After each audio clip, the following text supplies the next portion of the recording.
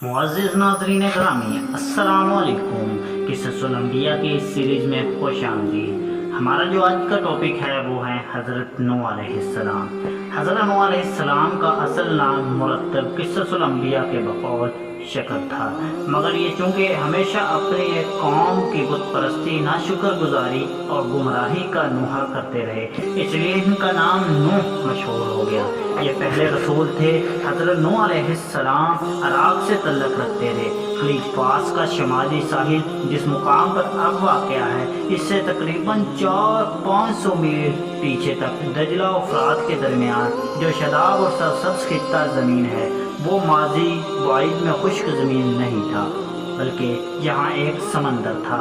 ये ज़मीन का टुकड़ा एक तवील अरसे बाद इस तरह वजूद में आया कि मुद्दत मदीद तक दजला और फ़रात पहाड़ों से मिट्टी ला ला कर इसको पाटते रहे। सदियों ये अमल जारी रहा और समंदर 2-3 मील पीछे हटता रहा। समंदर के हट जाने से ज़मीन काबिल ज़राअत होती चली गई और करबो जवार के लोग इस नई ज़मीन में आकर बसने लगे और इस जदीद ज़मीन की ज़रखेज़ियों से मुस्तफ़ीद होने लगे। इस तरह हज़ारों साल में वो ज़मीन वजूद में आई जिसे कभी खालदिया कहा जाता था और अब वो इराक़ है।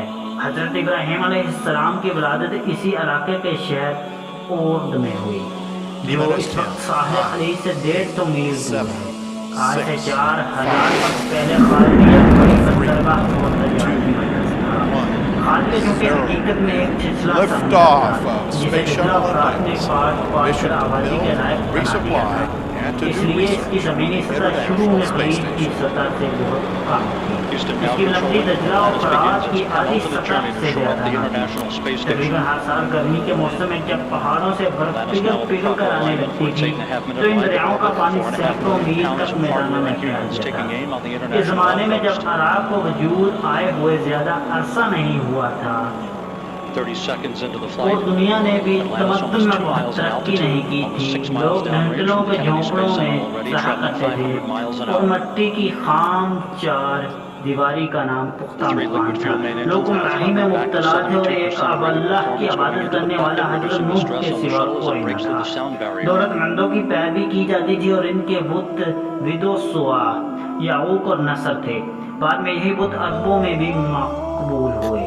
2 कौम कल्ब का बुत था, सुआ कौम हज़ीर का बुत था, यकूस बनु मदाद का। बाद में बनी अतीद भी इसकी पुरस्तश करने लगे। याऊक हमदान और नसर हमीर का बुत था।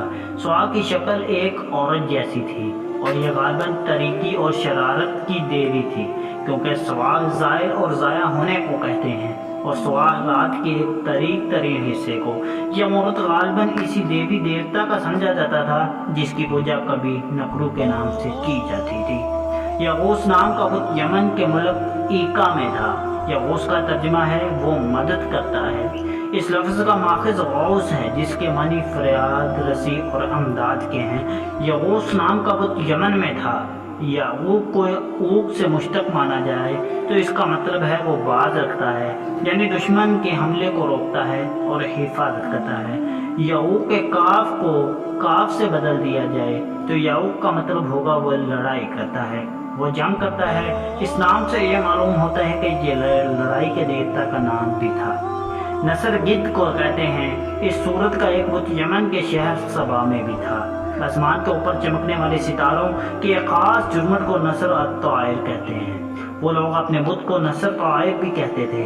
ये तमाम बुत खालदिया के खंडरों से बरामद हुए और गालिबन ये सब तूफान नूह के बाद के बुत होंगे, क्योंकि हज़रत नूह अलैहिस्सलाम के ज़माने में ये सनत इतनी तरक्की याफ्ता नहीं थी।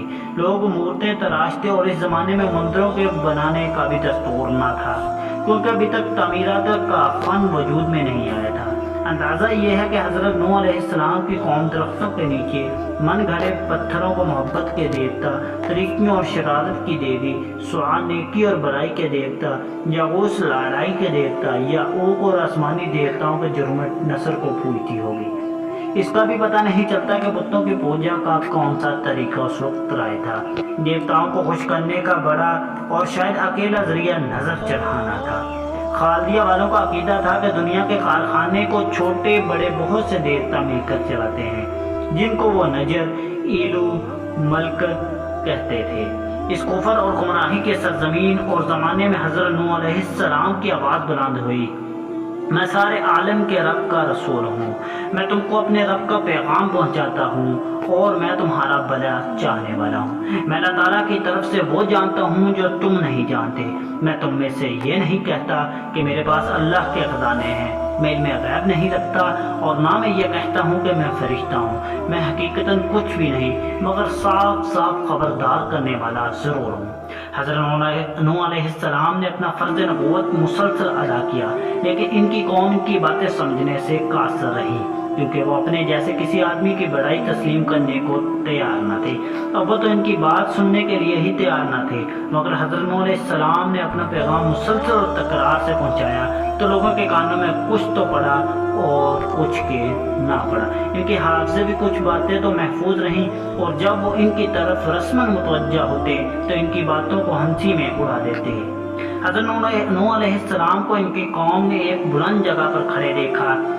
وہ وہاں سے آنے جانے والوں کو مخاطب کر رہے تھے، اے میری قوم، دیکھو تو صحیح، میں اپنے رب کی طرف سے کھلی دلیل پر ہوں، اور اس نے مجھے اپنی طرف سے رحمت بخشی ہے، مگر وہ تم سے مخفی ہے۔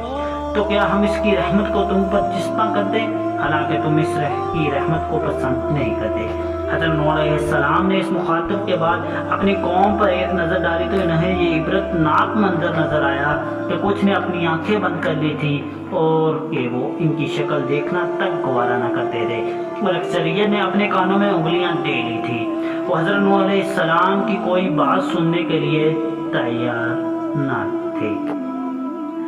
حضرت نوح علیہ السلام نے جواب دیا، جانتا ہوں کہ کچھ بھی اثر نہیں ہوا، اس لیے میں تمہیں مسلسل ایک اللہ کی عبادت کی تلقین کر رہا ہوں۔ لوگوں، یاد رکھو، اللہ نے مجھے جو فرض سونپا ہے میں اسے ادا کرتا رہوں گا، اور تمہیں گمراہی سے نکالنے کے لیے جدوجہد جاری رکھوں گا۔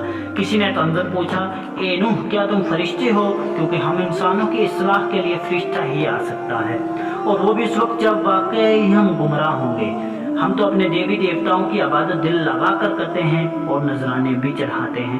لوگوں کی ان باتوں کا حضرت نوح علیہ السلام کے پاس ایک ہی جواب تھا، یہ وہ جنہیں تم پوجتے ہو یہ تو تمہارے اپنے ہی بنائے ہوئے ہیں، میں تو تمہیں اپنے رب کی طرف بلا رہا ہوں جو اس کائنات کا مالک اور خالق ہے۔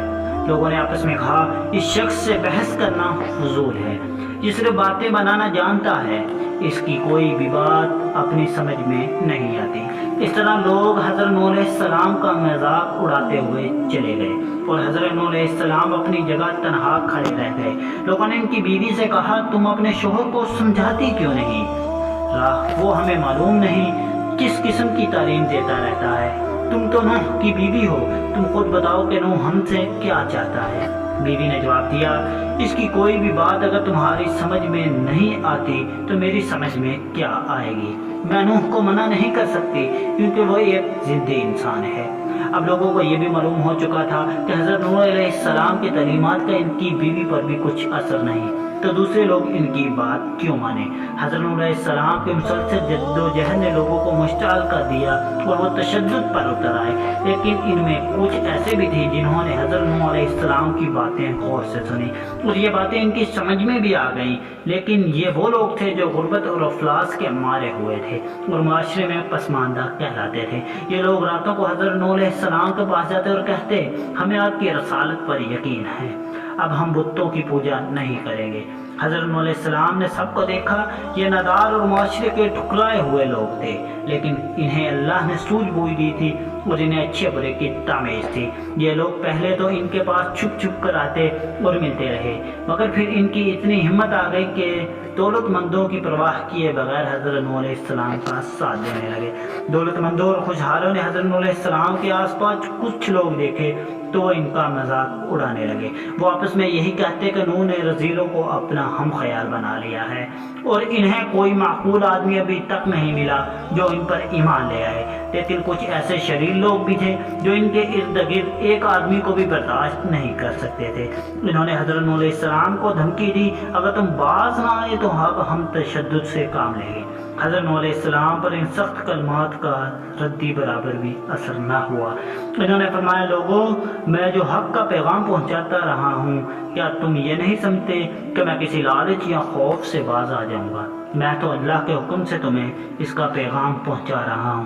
شریروں نے حضرت نوح علیہ السلام کے آس پاس کم حیثیت لوگوں کو دیکھ کر ان سے پوچھا، اے نوح، تم اپنے ماننے والوں کو دیکھو اور ان سے ہمارا موازنہ کرو۔ یہ غریب اور نادار تو اس لائق بھی نہیں کہ انہیں علاج کے لیے بھی ہم اپنے پاس بلائیں۔ انہیں تو اتنی سوجھ بوجھ اور عقل بھی نہیں ہے۔ ہمیں دیکھو، ہم سب اس ماحول کے خوشحال ترین لوگ ہیں کیونکہ ہمیں اس سے زیادہ عقل دی گئی ہے۔ ہم اور تمہارے یہ ساتھی برابر تو نہیں ہو سکتے۔ تم ان سب کو خود سے دور کرو، تب ہم تمہارے پاس بیٹھ کر تمہاری باتیں سنیں گے اور غور کریں گے، اور وہ کسی حد تک قابل قبول ہیں۔ حضرت نوح علیہ السلام نے جواب دیا، اللہ نے تمہیں ان پر اس لیے فضیلت نہیں دی کہ یہ اللہ کے فرمان کو سنتے ہیں، اسے قبول کرتے ہیں اور اس پر عمل کرتے ہیں۔ اللہ کے نزدیک یہ اس کے نیک اور ہوش مند بندے ہیں، جبکہ تم سرتپا گمراہی میں ڈوبے ہوئے ہو۔ آپ کے آس پاس جو لوگ جمع ہو گئے تھے، جب انہوں نے یہ سنا کہ معاشرے کے مالدار اور نام نہاد معزز لوگ حضرت نوح علیہ السلام کے پاس غریبوں کی موجودگی میں جانا گوارا نہیں کرتے، تو انہوں نے کہا، حضرت، اگر یہ لوگ ہماری وجہ سے آپ کی باتیں سننا پسند نہیں کرتے اور آپ کے پاس بیٹھنے میں عار محسوس کرتے ہیں تو ہم آپ کے پاس سے ہٹ جاتے ہیں۔ حضرت نوح علیہ السلام نے کہا، نہیں، تم ہمارے پاس ہی رہو، کیونکہ اللہ نے تمہیں عقل سلیم اور فطرت قلب عطا کیا ہے۔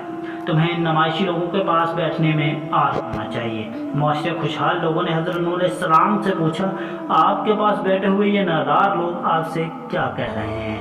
حضرت نوح علیہ السلام نے بتایا، یہ لوگ تمہارے لیے ہمارے پاس سے اٹھ جانا چاہتے ہیں، لیکن ہم نے انہیں روک لیا اور انہیں بتایا، تم لوگ ان خوشحال لوگوں سے 1000 درجہ بہتر ہو۔